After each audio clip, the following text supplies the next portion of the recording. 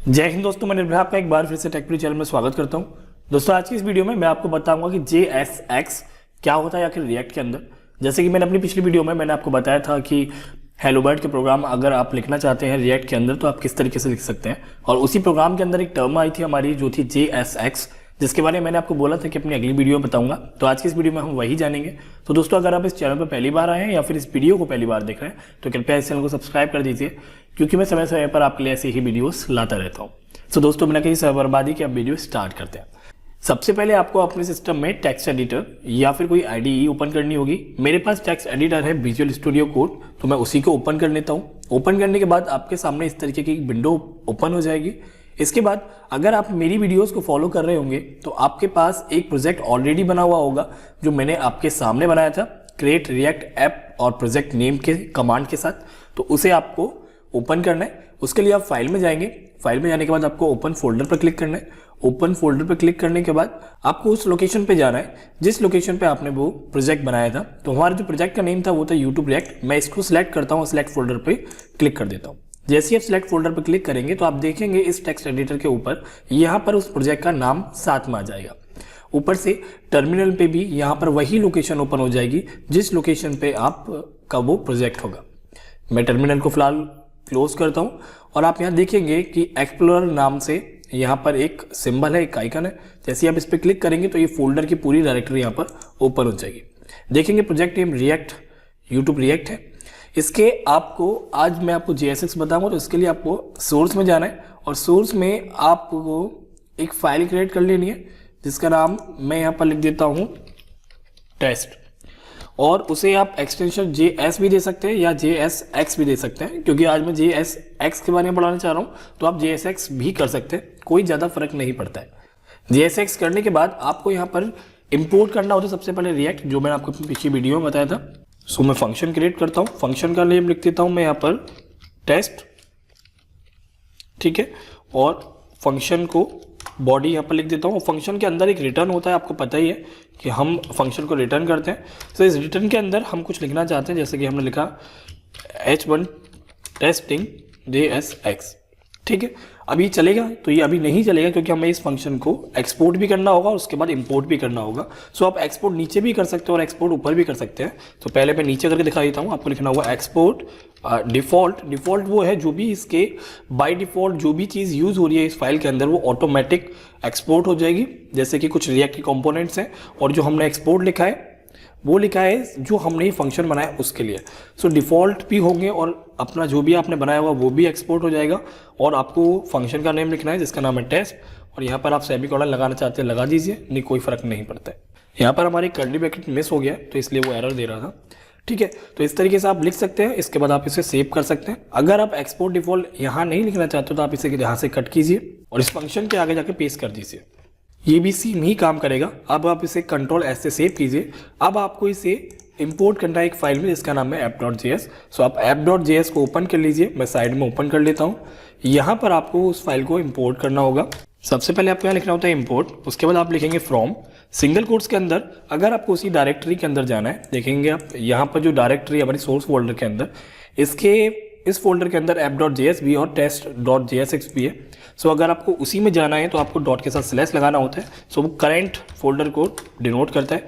इसके बाद आपको यहाँ पर कंट्रोल के साथ स्पेस अगर दबाएंगे तो सजेशन देगा, अगर नहीं दे रहा है तो आप मैनुअली भी लिख सकते हैं। सो मैं लिख देता हूँ test.jsx। JSX लिखने की कोई आवश्यकता नहीं। उसके बाद आप यहाँ पर जो भी उधर आप उसे एक्सपोर्ट कर रहे हैं इधर आप इसे इंपोर्ट कर सकते हैं। अब यूज़ कैसे करेंगे उस कंपोनेंट को, आप देखिए आपको ये वाला ग्रेटर देन लेस देन वाले सिंबल लगाने हैं और यहाँ पर आपको वो जो आपने इंपोर्ट किया है वो लिख देना है। और आप कमांड में जाइए, टर्मिनल में न्यू टर्मिनल पे क्लिक कीजिएगा और यहाँ पर वही लोकेशन होने चाहिए जो आपके प्रोजेक्ट की लोकेशन है। यहाँ पर आपको लिखना होगा npm स्टार्ट। सो यहाँ पर ये स्टार्ट होने लग जाएगा और ब्राउजर में ओपन हो जाएगा 3000 पोर्ट पर। अब बात करते हैं मेन कि JSX क्या है। देखेंगे आप ये जो आपने लिखा है, आप देखेंगे इसमें ये फंक्शन है हमारा। फंक्शन तो HTML में नहीं होता, पर यहाँ पर देखिए आपके पास यहाँ पर HTML है। इसका मतलब ये कुछ ना कुछ तो ऐसा सिमिलर है जिसके अंदर हम HTML लिख सकते हैं। तो आप जो इसको बोलेंगे, ये जो सिंटैक्स है लिखने का तरीका है वही आपका JSX है। सो JSX आखिर होता क्या है? सो JSX का मतलब होता है जावास्क्रिप्ट XML। जो हमें अनुमति देता है कि हम .js एक्सटेंशन वाली फाइल या .jsx एक्सटेंशन वाली फाइल या फिर रिएक्ट एप्लीकेशन के अंदर हम जावास्क्रिप्ट के साथ साथ HTML को भी आसानी से लिख सकते हैं। सो यही हमारा JSX का काम है। सो JSX बेसिकली हमारा एक एक्सटेंशन होता है जावास्क्रिप्ट लैंग्वेज का, जो हमारा ES6 के बारे में आप शायद जानते होंगे, एरो फंक्शन वगैरह आपने पढ़े होंगे जावास्क्रिप्ट से रिलेटेड में। अगर आपने नहीं पढ़ा होगा तो आने वाले टाइम पे मैं इसके ट्यूटोरियल्स बनाऊंगा, तो आप उधर से पढ़ सकते हैं। सो ये एक तरीके का बेस्ड है ES6 के ऊपर, और ये जो करता है वो ट्रांसलेट कर देता है आपके जावास्क्रिप्ट के कोड को। अब जो भी ये लिख रहे हैं ना, इसके कोड को जावास्क्रिप्ट में कन्वर्ट कर देता है रन टाइम पर। देखिए, अगर हम देखिए तो हमें कोई ज़रूरी नहीं है कि हम इस तरीके से ही JSX लिखें, बिना JSX के रिएक्ट नहीं चलेगा, ऐसा कुछ भी नहीं है। आप चाहें तो JSX बिना लिखे भी इसको चला सकते हैं HTML को। उसके लिए आपको क्या करना होगा, कुछ मेथड्स का यूज़ करना होता है, जिन मेथड्स का नाम होता है क्रिएट एलिमेंट या फिर अपेंड चाइल्ड। मैं लिख देता हूँ। सो ये दो मेथड का आपको यूज़ करना होता है अगर आपको एक कॉम्पोनेंट में HTML यूज़ करनी है। तो आप ये इसे किस तरीके से यूज़ करेंगे वो आप थोड़ा समझ लीजिए। अब सपोज कीजिए आपने यहाँ पे फंक्शन एक्सपोर्ट किया हुआ है, मैं यहाँ पर लिख दूँ अगर कॉन्स्ट, आपको वेरिएबल पढ़े होंगे जावास्क्रिप्ट में, और यहाँ पे मैं लिख दूँ एलिमेंट मतलब, और यहाँ पर मुझे रिएक्ट का वो मेथड यूज़ करना हो तो उसके लिए मुझे लिखना होगा रिएक्ट।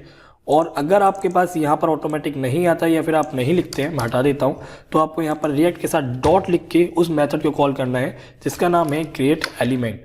और इस क्रिएट एलिमेंट के अंदर जाके आपको सिंगल कोट्स के अंदर वो टैग बनाना है जिसको आप बनाना चाहते हैं, और उसके एट्रीब्यूट्स या प्रॉपर्टीज़ आप लिखना चाहते हैं तो वो आप यहाँ लिख सकते हैं। और वो भी नहीं लिखना चाहते हैं तो कॉमा देकर आप सिंगल कोट्स के अंदर जो भी H1 के अंदर लिखना चाहते हैं वो लिख सकते हैं। जैसे कि मैंने उधर लिखा होता है टेस्टिंग, तो इधर मैं JSX नहीं लिखूँगा ताकि डिफरेंस आपको पता चले, और इस तरीके से आप इसे बंद कर सकते हैं।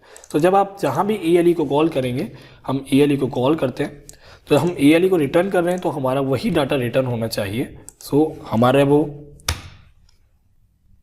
देखिए, तो यहाँ पर वो टेस्टिंग रिटर्न हो गया है, ठीक है। सो आप अगर आप JSX यूज़ नहीं करते तो आपको इतना सारा लिखना होता है, और अगर आप JSX यूज़ कर रहे हैं तो आपको सिंपली यहीं पर H1 लिखना होगा, और इस टैग के H1 जरूरी नहीं, H1 नहीं, कोई भी टैग आप यूज़ कर सकते हैं, और यहाँ इसके अंदर आपको लिखना होगा।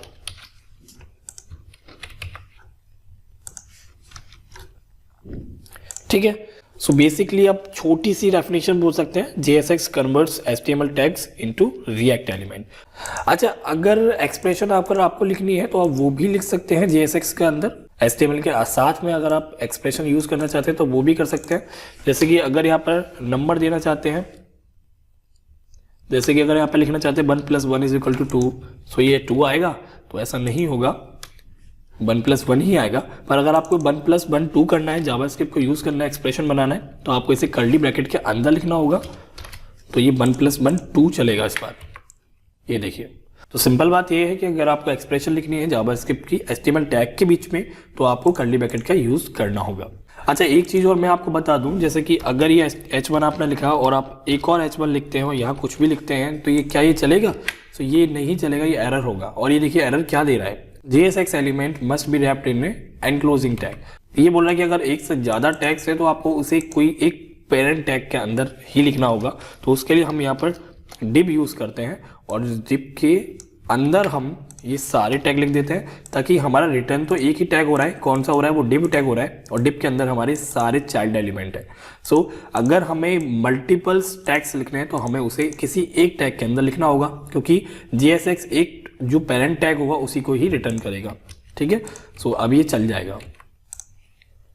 अच्छा, एक बात और मैं यहाँ पे बताना भूल गया कि जैसे कि अगर आप लिखते थे HTML में BR, जिसका मतलब होता था ब्रेक, तो क्या ये चलता था? तो ऐसा इसमें नहीं होगा। मैं यहाँ पर दिखा देता हूँ, ये एरर देगा, क्योंकि जितने भी सेल्फ क्लोजिंग टैग थे, जैसे कि हमारा BR था, HR था, और इनपुट टैग भी थे हमारे, तो ऐसे जितने भी टैग है ना, उनको आपको सेल्फ क्लोजिंग टैग ही बनाना है। तो इसके लिए आपको यहाँ पर स्लैश को लगाना ही होगा, तभी ये काम करेगा। बिना स्लैश के आप नहीं लिख सकते हैं, और इसके बाद आप इसे सेव कर सकते हैं, तो ये एरर नहीं देगा। ठीक है, यहाँ पर देखिए एक ब्रेक आ गया, एक हॉरिजॉन्टल लाइन आ गई, और एक इनपुट फील्ड आ गया जो हमने यहाँ से बनाया है। तो दोस्तों आज की इस वीडियो में सिर्फ इतना ही। आशा करता हूँ आपको JSX सही से समझ में आया होगा। अगर कहीं भी कोई प्रॉब्लम आती है तो आप मुझे कमेंट कर सकते हैं। आप चाहते हैं तो मुझे इंस्टाग्राम आईडी पर फॉलो कर सकते हैं, जहां मैं डेली अपडेट देता रहता हूं कि क्या वीडियोस आने वाली हैं। कुछ क्विज़ मैं आपको वहां पर पूछता रहता हूं। अगर चैनल पर नहीं तो कृपया इस चैनल को सब्सक्राइब करें। वीडियो देखने के लिए धन्यवाद।